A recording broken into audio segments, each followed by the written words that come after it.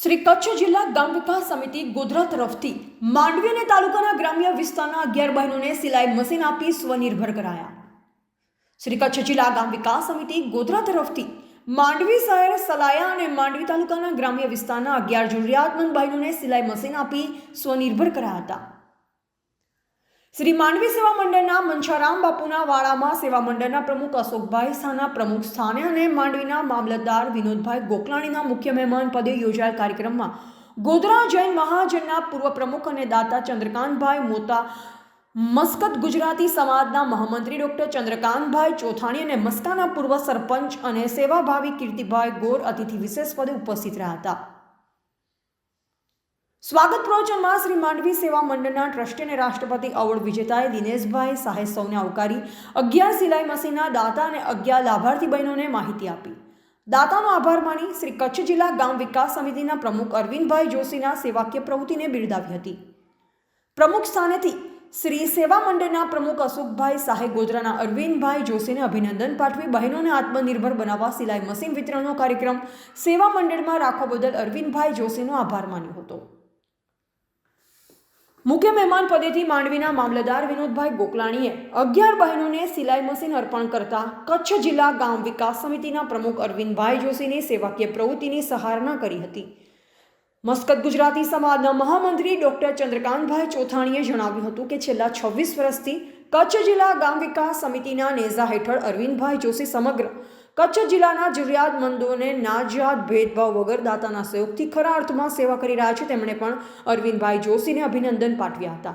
મસ્કાના પૂર્વ સરપંચ અને સેવાભાવી અગ્રણી કીર્તિભાઈ ગોરે પણ અરવિંદભાઈ જોશીને અભિનંદન પાઠવી તેમની સેવાકીય પ્રવૃત્તિને બિરદાવી હતી।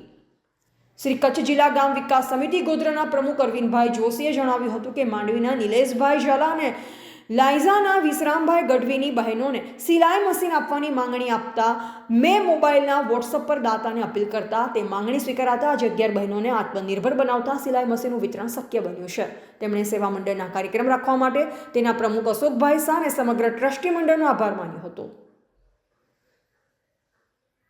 ચિરંજીવી અમાયા સુખવાની જોઈસરના જન્મદિન પ્રસંગે છગનલાલ વેલજી જોઈસરના ગોધરા મુંબઈ તરફથી 6 સિલાઈ મશીન કચ્છના વતન પ્રેમી માતુ જયાવંતીબેન વિજયસિંહ ટોપરાણી હસ્તે શ્રીમતી નિરંજનાબેન અરવિંદભાઈ ટોપરાણી માંડવી મસ્કત ઓમાન તરફથી 4 સિલાઈ મશીન અને શ્રી હરીશ સબકા મંગલો બારાઈ મુન્દ્રા મુંબઈ તરફથી 1 સિલાઈ મશીન સહિત કુલ 11 સિલાઈ મશીન કૃષ્ણાબેન ભાણજી પીઠડિયા સલાયા, શર્મિલાબેન હરેશભાઈ પીઠડિયા સલાયા, પ્રવીણાબેન જલારામ માલમ સલાયા, જાડેજા રાજુબા હઠીસી માંડવી, ગઢવી માલીશ્રીબેન અરજણ નાનાલાઈજા, મંજુલાબેન પરેશભાઈ ગઢવી માંડવી, ખારવા અનસુયાબેન માયાભાઈ માંડવી, મહેશ્વરી મંજુલાબેન ખેરાજભાઈ ભીસરા, પ્રજ્ઞાબા લખુભા મોખા, મોટા લાયઝા, કુંભાર અક્ષાબેન અબ્દુલમાન ગોધરા અને નીતાબેન ભૂપતગર ગુંસાઈ મોટી મૌને માંડવીના મામલતદાર વિનોદભાઈ ગોકલાણીના હસ્તે સિલાઈ મશીન અર્પણ કરી આત્મનિર્ભર બનાવ્યા હતા।